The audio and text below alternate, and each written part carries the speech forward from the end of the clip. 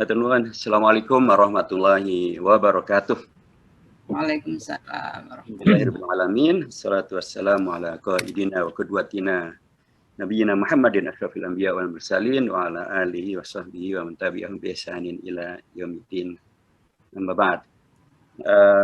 Prof Yusril yang saya hormati beserta seluruh para guru besar, para Kanda Yunda yang menjadi penanggap yang saya hormati, Kang Yana yang saya hormati, hadirin hadirat dirahmati Allah Subhanahu wa taala. Saya dulu di HMI ketika saya di IAIN Sunan Kalijaga Yogyakarta tahun 1979, jadi 1 abad yang lalu.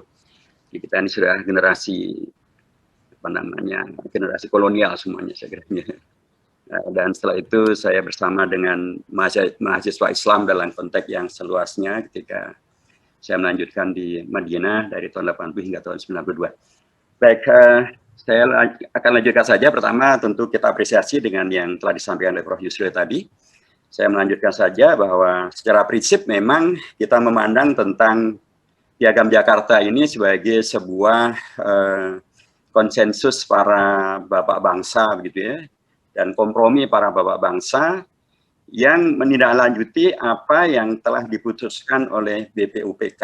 Jadi tadi Prof Yusril juga sudah menyampaikan bahwa BPUPK itu pada akhirnya disimpulkan oleh Dr. Rajiman Diningrat bahwa ternyata filosofi Grundstrach yang dimunculkan ternyata tidak hanya terkait dengan kelompok kebangsaan. Ternyata juga para ulama juga menyampaikan sikap dan pendapatnya dengan sangat gamblang pada masa sidang pertama BPUPK itu dari tanggal 29 Mei hingga sebelum Bung Karno berpidato tanggal 1 Juni. Di situ ada pernyataan-pernyataan yang sangat lugas, sangat jelas dari Kiai Haji Ahmad Sanusi, ada juga dari Ki Bagus Saidikusumo dari Muhammadiyah, Kiai Ahmad Sanusi dari PUI, ada juga tentu Kiai Haji Wahid Hasyim dari NU dan tokoh-tokoh yang lain yang intinya adalah karena Indonesia ini mayoritas beragama Islam, maka wajar bila filosofi berbangsa dan negara kita, ideologi bangsa dan negara kita adalah Islam. Begitulah intinya. Itu yang kemudian disimbolkan oleh Dr. Rajiman Diningrat, dan karenanya dibentuklah pada tanggal 1 Juni sesudah selesainya Bung Karno menyampaikan pidato itu, dibentuklah Panitia 8. Panitia 8 itu dalam rangka untuk mengakomodasi dan sekaligus juga menyimpulkan dari beragam pidato, pernyataan, sikap yang telah disampaikan oleh anggota BPUPK selama 3 hari persidangan itu. Dan kemudian mereka pada masa reses bersidang, dan kemudian pada tanggal 22 Juni dibentuklah Panitia 9. Karena dari Panitia 8 itu ya terasa tidak representatif ya, karena dari kelompok umat Islam hanya 2 saja, yaitu dan dua-duanya dari ormas Islam, yaitu dari NU Kiai Haji Wahid Hasyim dan dari Muhammadiyah Ki Bagus Saidikusumo. Sementara yang 8 adalah, atau yang 6 maksud saya, adalah dari kelompok yang disebut kelompok kebangsaan. Jadi ada yang menyebutkan bahwa pada rapat tanggal 22 Juni di rumahnya Bung Karno itu, para tokoh bangsa waktu itu menyebutkan bahwa diperlukan ada suatu panitia kecil yang lebih representatif, yang kemudian menghadirkan representasi dari tokoh-tokoh yang kemarin menyampaikan pendapatnya pada sidang BPUPK yang pertama itu. Maka disepakatilah dibentuklah Panitia 9, di mana Panitia 9 itu mengakomodasi komposisi umat Islam ya, yang adil begitu ya, atau mendekati keadilan paling tidak. Dari 9 itu 4 dari kalangan kebangsaan beragama Islam, 1 kebangsaan beragama Kristiani, yaitu Mr. A.A. Maramis, dan kemudian 4 dari kebangsaan Muslim atau Muslim berkebangsaan atau seperti kelompok keagamaan Islam. Dari 4 tokoh ini sudah merepresentasikan representasi yang adil juga, yaitu dari Ormas dan dari Orpol. Karena memang perjuangan umat Islam tidak hanya dari Ormas saja, juga dari Orpol. Ada waktu itu sudah berdiri Partai Syarikat Islam. Dan karenanya ada 2 tokoh dari partai politik yang dimasukkan di situ, yaitu Haji Agus Salim dari Partai Penyadar dan Haji Abikus Nojo Krosyoso, adik daripada Haji Umar Cokro Aminoto dari Partai Syarikat Islam. Dan kemudian dari Ormas Islam adalah 1 dari NU Kiai Haji Wahid Hasyim tetap, dan dari Muhammadiyah adalah berbeda dengan keanggotaan Panitia 8, Panitia 8 adalah Ki Bagus Hadikusumo, di panitia 9 dari Muhammadiyah adalah Kiai Haji Abdul Kahar Mutakir, alumni dari Al-Azhar di Mesir. Jadi inilah anggota panitia 9 yang kemudian membahas pada malam itu di rumahnya Bung Karno, membahas tentang ideologi negara atau filosofi Islam daripada filosofi yang akan dipergunakan untuk negara Indonesia akan dimerdekakan itu, mempersiapkan juga tentang pembukaan tentang naskah untuk kemerdekaan Indonesia, dan juga mempersiapkan beragam hal yang nanti akan disepakati. Dan disepakatilah pada malam itu tentang yang kemudian disebut sebagai oleh Mahatma disebut sebagai gentleman agreement, menjadi Piagam Jakarta pas tanggal 22 Juni bertepatan dengan hari lahirnya Jakarta, karena disebut juga sebagai Piagam Jakarta itu. Dan itulah yang nanti tanggal 18 Agustus disebut sebagai pembukaan Undang-Undang Dasar 45.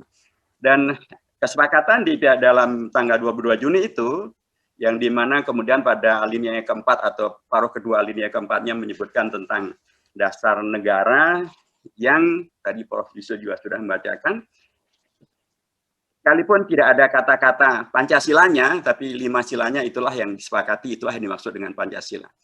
Nah, ada hal yang menurut saya perlu juga diingatkan di sini adalah ketika Bung Karno menyampaikan pidatonya tanggal 1 Juni, dan waktu itu beliau menyebut tentang istilah Pancasila, dan karenanya orang menyebut bahwa tanggal 1 Juni itu adalah hari lahirnya istilah Pancasila. Tapi pada waktu itu juga Bung Karno selain juga Pancasilanya urutannya maupun juga kontennya tidak sama dengan yang disepakati pada tanggal 22 Juni dan 18 Agustus. Tapi Bung Karno waktu itu juga menyebut terminologi yang lain, yaitu Pancasila yang bisa kemudian diperas menjadi Trisila, yang bisa diperas menjadi Ekasila. Nah, pada posisi itu, waktu itu Bung Karno adalah anggota BPUPK. Pada tanggal 22 Juni, beliau menjadi ketua Panitia 9. Berlanjut pada tanggal 18 Agustus, beliau adalah ketua PPKI, Panitia Persiapan Kemerdekaan Indonesia. Yang menarik adalah ketika menjadi ketua BPUPK, nah, ketika beliau menjadi anggota BPUPK ada menyebut Pancasila, Trisila, Ekasila, tapi ketika beliau menjadi ketua Panitia 9, beliau menerima kompromi dari 9 tokoh bangsa ini, dan kemudian menghadirkan Pancasila yang urut-urutannya sama sekali berbeda dengan yang dipidatokan oleh Bung Karno. Dan yang menarik menurut saya adalah Bung Karno menerima dengan legowo kesepakatan dan konsensus itu, dan tidak pernah mengatakan bahwa panitia yang beliau sepakati tanggal 22 Juni bersama dengan panitia 9 itu bisa diperas menjadi Trisila atau menjadi Ekasila. Di penyebutan Trisila Ekasila itu adalah konteksnya adalah dengan pidato beliau yang beliau sampaikan pada tanggal 1 Juni. Ketika Indonesia diproklamasi kemerdekaannya pada tanggal 13 Agustus, maka Pancasila yang berlaku sesungguhnya adalah Pancasila 22 Juni itu. Nah, itulah memang sampai tanggal 17 Agustus sore, 18 Agustus pagi, itu yang masih berlaku disepakati adalah Piagam Jakarta, pembukaan Undang-Undang Dasar atau Mukaddimah, yang di alinea keempatnya, di paruh akhirnya adalah menyebutkan tentang 5 sila yang diyakini sebagai itulah Pancasila yang disepakati. Nah, berubah ketika tanggal 18 Agustus, tadi Prof. Yusuf sudah menyampaikan tentang sejarahnya begitu ya. Tapi yang menarik lagi, sekali lagi adalah ketika itu Bung Karno adalah ketua PPKI, dan ketika Bung Karno menjadi ketua PPKI, sebagai ketua, beliau lagi-lagi menerima dengan legowo dan atau mengakomodasi kompromi dan konsensus untuk kemudian menerima perubahan sila pertama menjadi ketuhanan yang Maha Esa, dan beliau lagi-lagi tidak pernah mengatakan Pancasila 18 Agustus itu adalah Pancasila yang bisa diperas menjadi Trisila atau menjadi Ekasila. Jadi selesai. Nah, yang menarik adalah dalam catatan dari cucunya Ki Bagus Hadikusumo disebutkan bahwa pada tanggal 18 Agustus itu sempat juga akan termunculkan apa yang ada di dalam Piagam Jakarta yang aslinya atau Piagam Jakarta tanggal 22 Juni itu, di mana disebutkan di sana tentang Republik Indonesia yang berkedaulatan rakyat dengan berdasarkan kepada ketuhanan dengan kewajiban menjalankan syariat Islam bagi pemeluk-pemeluknya menurut dasar kemanusiaan yang adil dan beradab dan seterusnya. Pada tanggal 18 Agustus, ketika kemudian disepakati perubahan menjadi ketuhanan Yang Maha Esa, sempat akan dibacakan bahwa ketuhanan Yang Maha Esa itu berdasarkan kepada kemanusiaan yang adil dan beradab. Pada waktu itulah kemudian Ki Bagus Satikusumo dalam catatan dari cucunya Ki Bagus Satikusumo menyampaikan interupsinya dan menyampaikan bahwa yang disepakati adalah ketuhanan Yang Maha Esa, titik, kemanusiaan yang adil dan beradab, titik, persatuan Indonesia, titik, dan begitu seterusnya sehingga selesai sampai kepada 5 sila yang sekarang ini kita mengetahuinya. Catatan berikutnya adalah ketika pembahasan tentang Piagam Jakarta itu sendiri, ternyata dalam pengakuan dari Bung Hatta sendiri dan juga yang dalam memoir yang atau dalam catatan daripada Kiai Haji Wahid Hasyim juga disebutkan bahwa yang memperjuangkan agar kemudian sila pertama itu adalah atau komprominya adalah ketuhanan dengan kewajiban melaksanakan syariat Islam bagi pemeluk-pemeluknya itu, ternyata juga di situ ada peran daripada Kiai Haji Wahid Hasyim di mana beliau mengusulkan agar keinginan umat Islam untuk melaksanakan syariat Islam itu diakomodasi di dalam sila yang pertama. Sekalipun beliau juga lah yang nanti juga ya memang tadi Profesor sudah menyampaikan tentang sababul wurud daripada ketuhanan Yang Maha Esa dan di mana Kiai Haji Wahid Hasyim. Tapi di lingkungan NU itu sangat populer sekali riwayat yang mengatakan bahwa perubahan dari ketuhanan dengan kewajiban menjadi ketuhanan Yang Maha Esa itu sudah tersampaikan pada Kiai Haji Hasyim Asy'ari dan beliau juga kemudian melakukan istikharah, baca Al-Quran dan lain sebagainya dan kemudian memerintahkan kepada putra beliau Kiai Haji Wahid Hasyim untuk menerima perubahan ini menjadi sesuatu yang kemudian sekarang kita terima semuanya. Nah, Bapak dan Ibu yang saya hormati, posisi bahwa kemudian Piagam Jakarta yang kemudian sila pertamanya berubah menjadi ketuhanan Yang Maha Esa dan kemudian menghadirkan Republik Indonesia yang merdeka dengan NKRI-nya, ternyata tadi Prof. Yusuf sudah menyampaikan tentang ideologi ideologi Masyumi atau anggaran dasar Masyumi ketika dideklarasikan itu menerima Indonesia yang merdeka tahun 45 dengan perkembangannya pada tanggal 18 Agustus itu. Tapi sebelum itu juga terjadi peristiwa yang juga sangat heroik gitu ya, dan itu salah satu yang kemudian menjadi latar berdirinya atau terselenggaranya Kongres Umat Islam pertama di Yogyakarta, yaitu pada tanggal 22 Oktober tahun 45. Ternyata Kiai Haji Hasyim Asy'ari mengumpulkan para ulama sejak para ulama NU Jawa Timur dan Madura dan kemudian mengobarkan dua hal. Pertama, untuk internal umat Islam dikobarkanlah yang disebut sebagai fatwa jihad, yaitu fatwa jihad membela Indonesia merdeka yang diproklamasikan pada tanggal 17 Agustus itu. Dan nomor dua adalah untuk negara, beliau menyampaikan yang disebut dengan resolusi jihad agar Indonesia mengambil peran, pemerintah Indonesia mengambil peran untuk berjihad ya, membela eksistensi Indonesia dari kemungkinan penjajahan kembali oleh pihak asing. Jadi sekalipun sudah terjadi perubahan ketuhanan yang dengan kewajiban menjadi ketuhanan Yang Maha Esa itu, Kiai Haji Hasyim Asy'ari dengan para ulama NU se-Jawa Timur tetap memfatwakan kewajiban untuk berjihad membela Indonesia merdeka yang diproklamasikan pada tanggal 17 Agustus. Pada tanggal 28 Mei tahun 46, kalau tadi itu adalah fatwa untuk kalangan NU di Jawa Timur, maka tanggal 28 Mei tahun 46 di Yogyakarta, PB Muhammadiyah, Pengurus Besar Muhammadiyah, pada waktu itu namanya Pengurus Besar, sekarang Pengurus Pusat, di bawah pimpinan Ki Bagus Satikusumo, ternyata juga mengeluarkan yang disebut sebagai amanat jihad.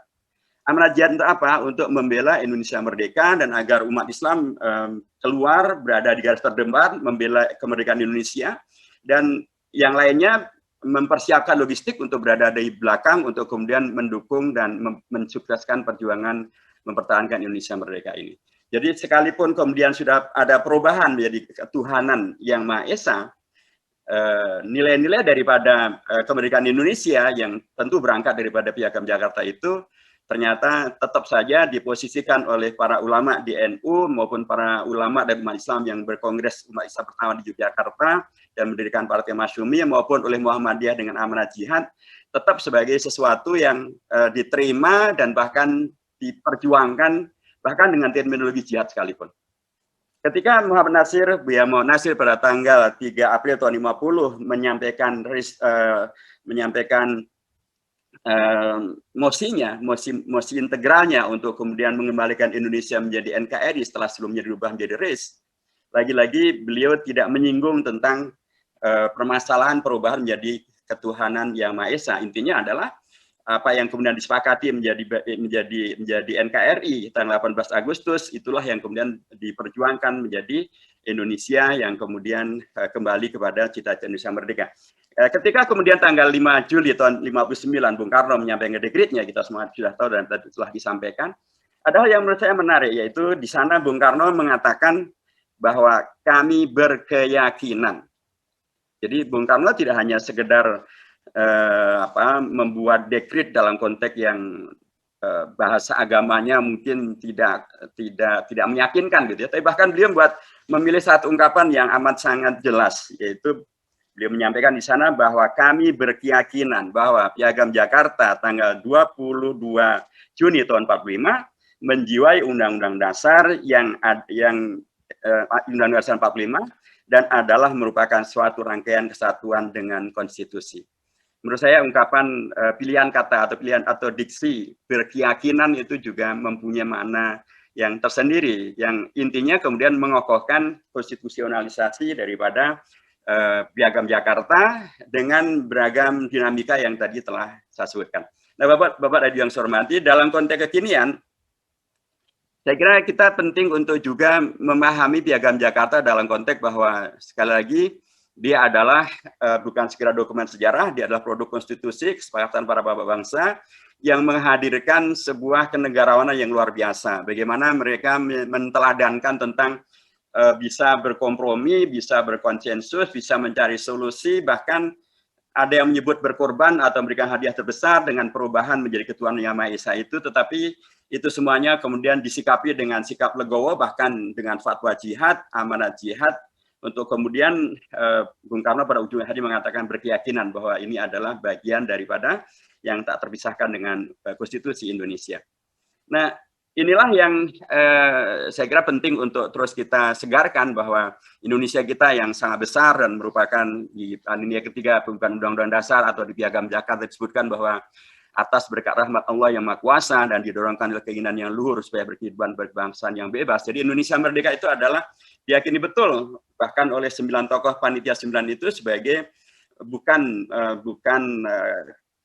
untuk dihadirkan sebagai sesuatu yang membawa kepada kekufuran ataupun kemusyrikan atau kemudian kufur nikmat dan kemudian menghadirkan liberalisasi maupun juga komunisme apalagi, tetapi justru diyakini sebagai atas berkat rahmat Allah yang Maha Kuasa. Jadi inilah yang kemudian menurut saya perlu kita bawa dalam konteks yang sekarang dan yang ke depan, di mana kemudian keragaman yang luar biasa ini oleh bapak bangsa sudah diberikan keteladanan bagaimana bisa menghadirkan kompromi, bagaimana menghadirkan konsensus, bagaimana umat Islam tetap berkeyakinan bahwa dengan ketuhanan yang Maha Esa itu syariat Islam tetap bisa dilaksanakan, sebagaimana diingatkan oleh Ki Bagus Sayyidikusumo ketika memaknai tentang makna yang Maha Esa artinya adalah tauhid ataupun akidah. Nah, ini yang kemudian penting untuk kita bawa dalam konteks sekarang dan yang akan datang. Karena memang polarisasi semakin menajam dan keragaman juga semakin bisa menghadirkan masalah.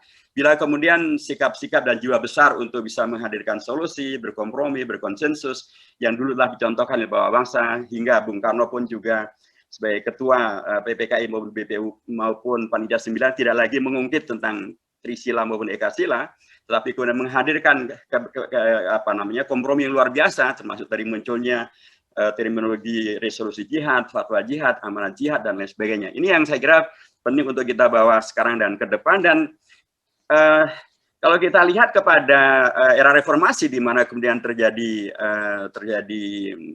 amandemen, maka kita akan dapatkan bahwa pada era reformasi ini, sebenarnya tadi sebagian disampaikan oleh Prof. Yusril dan para narasumber sebelumnya, banyak sekali hal-hal yang kemudian menegaskan tentang semangat Piagam Jakarta, semangat untuk kemudian menghadirkan kompromi, menghadirkan syariah yang bisa dilaksanakan, itu bahkan bisa hadir demikian amat sangat kokoh ya.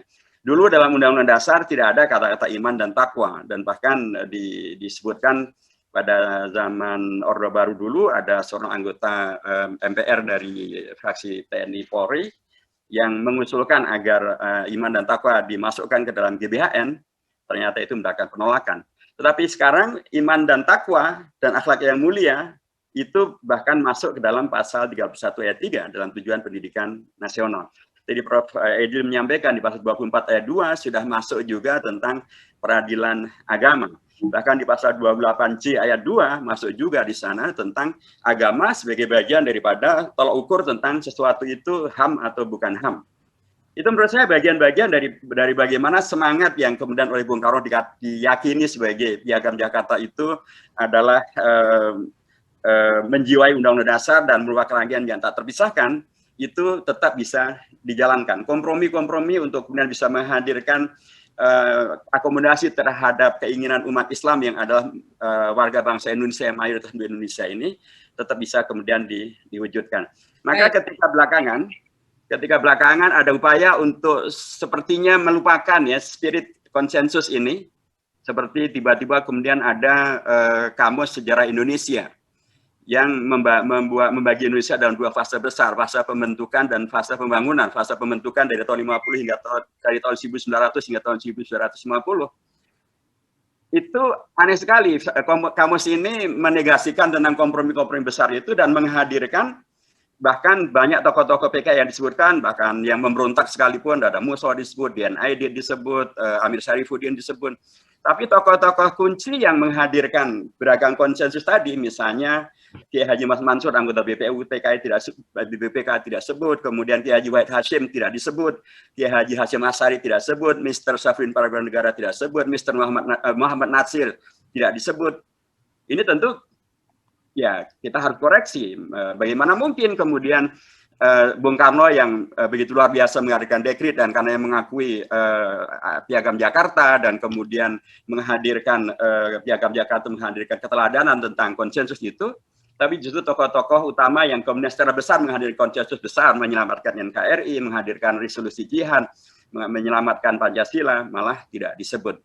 Misalnya juga kita akan dapatkan bagaimana kemarin sempat muncul. Lagi ya Kanda. Baik, saya akan segera selesai. Baik. Kementerian Pendidikan dan Kebudayaan waktu itu belum tambah Ristek membuat peta jalan pendidikan nasional tahun 2020-2035.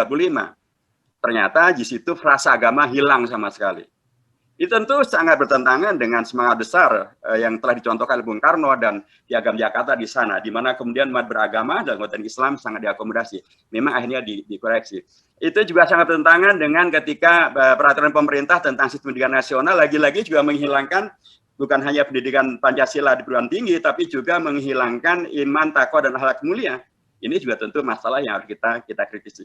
Jadi ketika kemudian arah sekarang ke depan malah ada beragam hal yang tidak sesuai dengan semangat konsensus di Piagam Jakarta, ya inilah pentingnya kita kemudian untuk terus hadir untuk kemudian mengkoreksi, menyelamatkan dan mengembalikan pada kiblat daripada bapak bangsa yang telah diwariskan dari kita semua, termasuk dengan Piagam Jakartanya.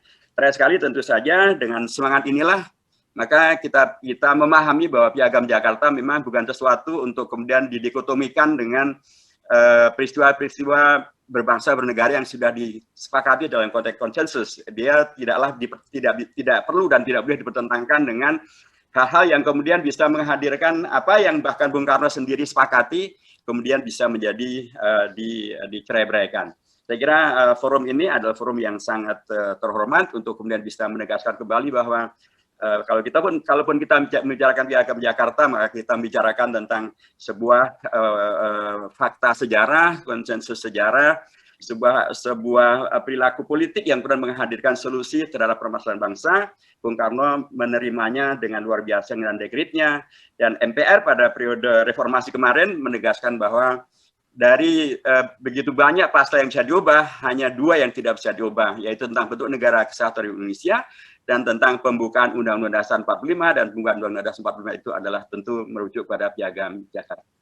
Saya kira demikian. Wabillahi taufiq wal hidayah, wal afu minkum jami'an. Wassalamualaikum warahmatullahi wabarakatuh.